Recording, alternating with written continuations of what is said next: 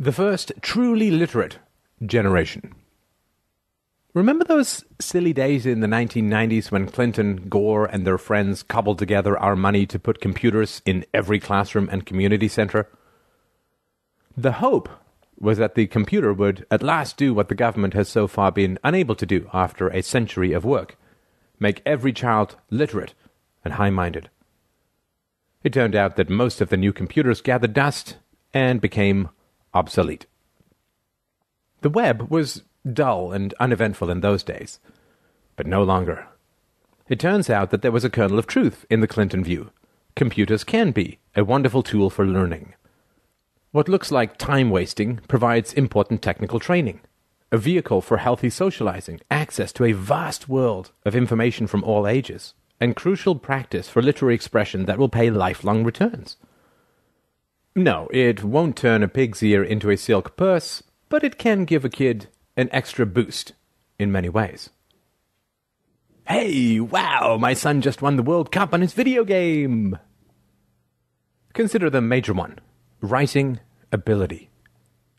For practicing writing, getting feedback from peers, and just for the joy of composition, blogs and forums and even Facebook updates are wonderful opportunities for kids, though closer-knit kid boutiques are probably a more fruitful and safer venue. Such venues are a great way for kids to meet other kids who share their interests, expand geographical knowledge, gain broad cultural awareness, and gain technical web experience in writing, coding, working with images, and much more. Such venues get kids past the technophobia that has crippled so many adult careers. They provide an outlet for creativity, and they give kids what they need most: an opportunity and excuse to write every day. Now I know that we're supposed to bemoan the loss of the quill, pen, and parchment. We're supposed to weep because people no longer ache over long letters and put wax seals on their missives. I know how bad punctuation and crazy neologisms, LOL, BRB, TTYL, are corrupting English. But punctuation and abbreviations are small technical problems compared with the major issue that plagues bad writing: pomposity, jargon, preachiness, and prose that is stilted and labored. These are all the result of inexperience and a lack of direction, and blogging goes a long way toward addressing both problems. What is true of blogs is also true of email, messaging, and texting. Don't tell me that these are too informal. Informal is far better than prose strewn with words that the writer himself can't deploy with competence, repeating words like important 50 times, as in, at this stage in my narrative, I find that it is important to note the important distinction between what is important here and what is not. Ask any English teacher from any age. The first articles they get from students are riddled with these problems. The writer tries to sound smart, but just ends up sounding puffed up and absurd. They have nothing to say, as if they composed the piece while forgetting that the main point of writing is to communicate.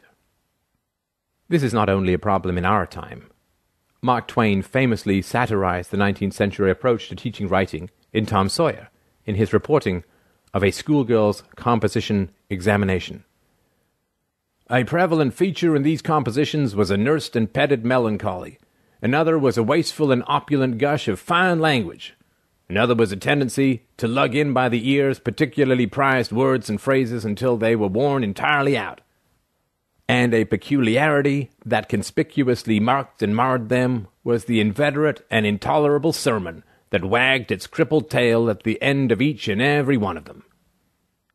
And so Twain gives an example from the first girl who read her composition.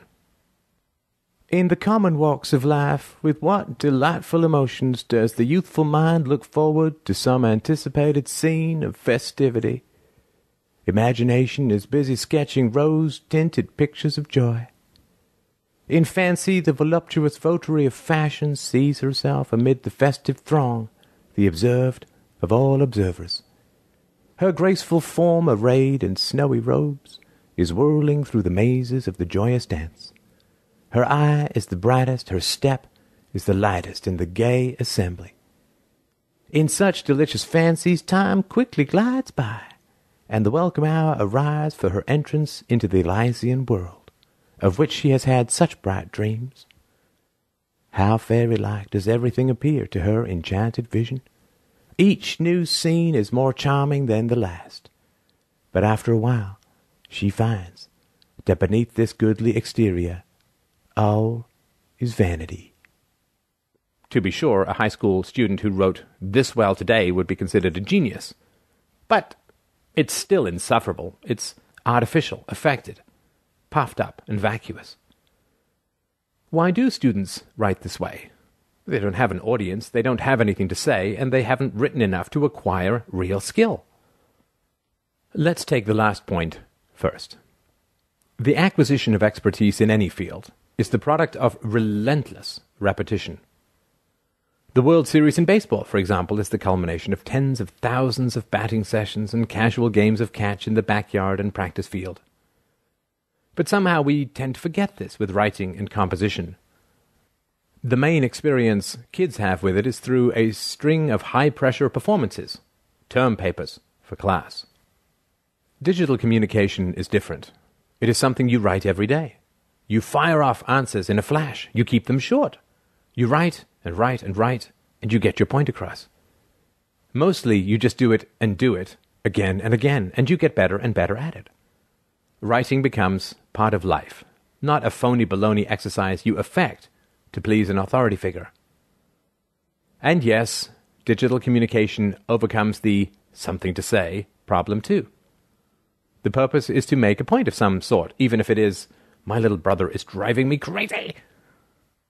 That is far more substantive than, imagination is busy sketching rose-tinted pictures of joy. Finally, digital communication provides an audience. Knowing who is going to read what you are writing makes all the difference. A major cause of writer's block is fear of what people you don't know will think of what you say. Kids need to know for whom they are writing in order to affect the correct voice. The audience for email is listed right up top in the To bar. The following happens all the time when people submit pieces to Mises.org. Someone will send an incoherent piece, and I'll write back, "What are you trying to say?" They will then write back with a crystal clear response, which forms the basis of a new draft. The writer had an audience in mind, and it made all the difference. Try this at home. Ask your child to write a report on some topic. Insist that it be 5 pages.